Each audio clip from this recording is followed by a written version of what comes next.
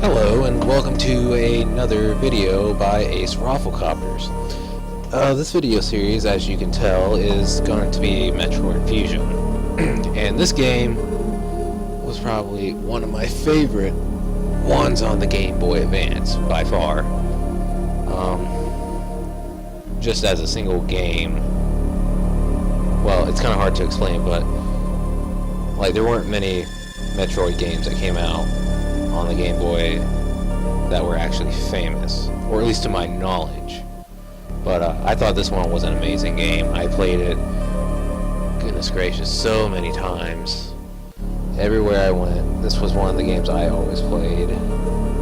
And yeah, I guess we'll get started. Start off. I'm not even going to bother with the intro because that just takes too long. But if you want to ever watch it, people have it posted up, so you're not really missing much. The only thing you need to know is that Samus got infected with the X parasite, and that she lost all of like her last suit, and now she's back here to do some more or do some work. And yeah, pretty much you are really powerless since the X parasite, or whatever it's called, took over your body. And the way you got over the parasite was that the doctors found a vaccine, and yeah.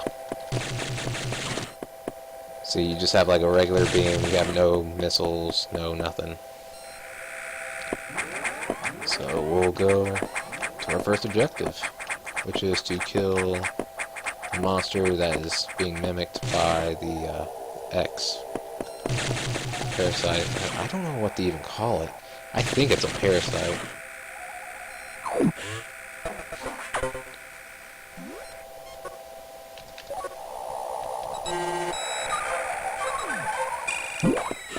But what does the X does, it can like mimic different things, in which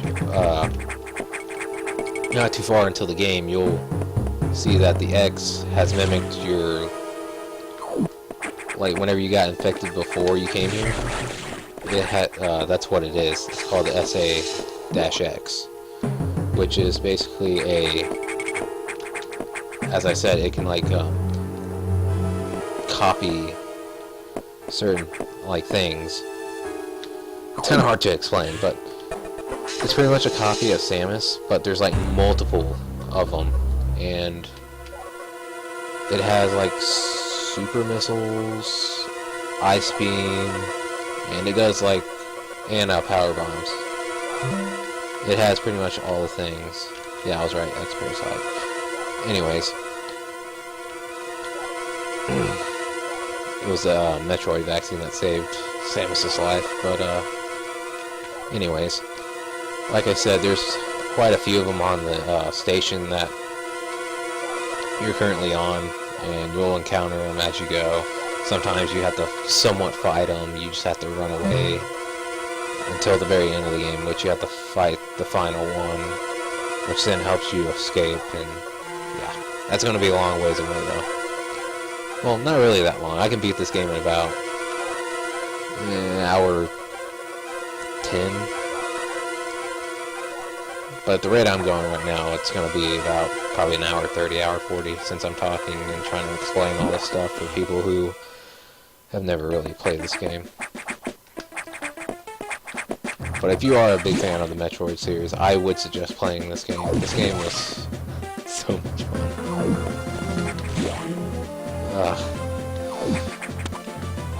It's like just remembering like all the places I took this, and like how much time I spent on it. It's crazy now that I look back at it.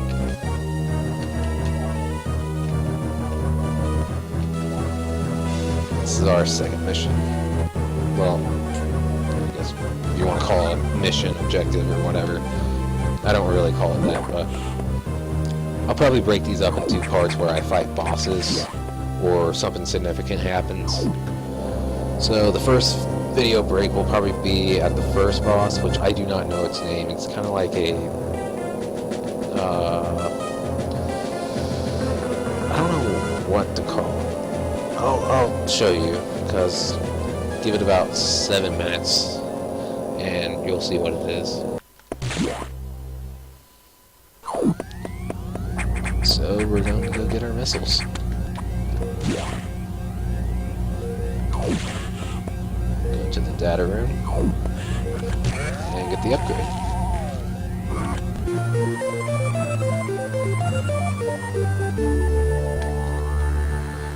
And once you come out of this room and go into the navigation room, the power goes down,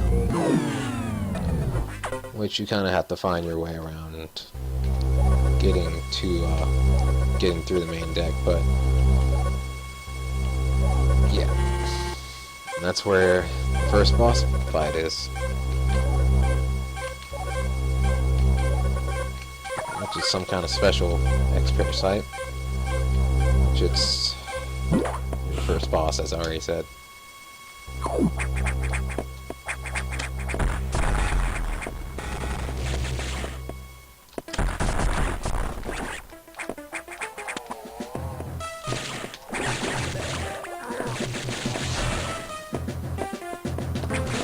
Now that I think of it, if I could speedrun any game, I would have to select this game, only because I'm so good at it.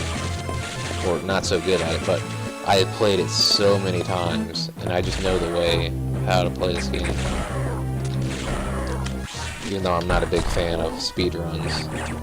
Not that I wouldn't watch any, but it's like I can't really do them because I can't spend that much time practicing on one game, trying to get better at it.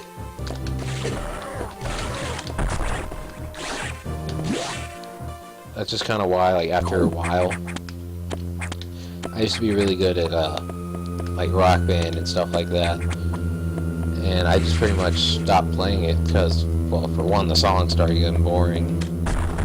This was back before I even had a job, so it's not like I could go buy DLC and that.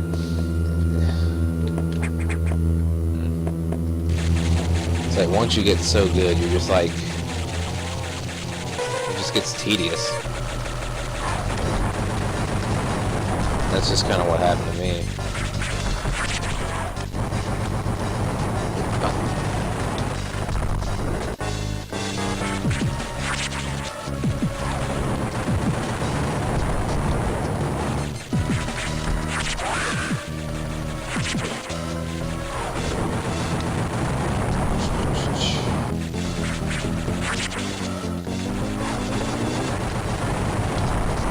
Probably way worse. Which you gotta fight these things, which is kind of like what the X is, I don't know how to explain it actually.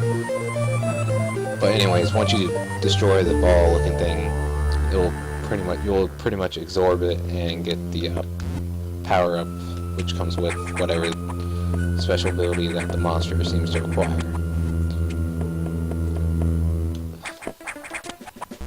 There's actually quite a few of them. I think there's like 10 or so. That's just a rough guess. I don't really know how many there are. But if you do want to know, you can just type in like bosses of Metroid Fusion and it'll give you a list. I'm trying to think through now of how many there actually are.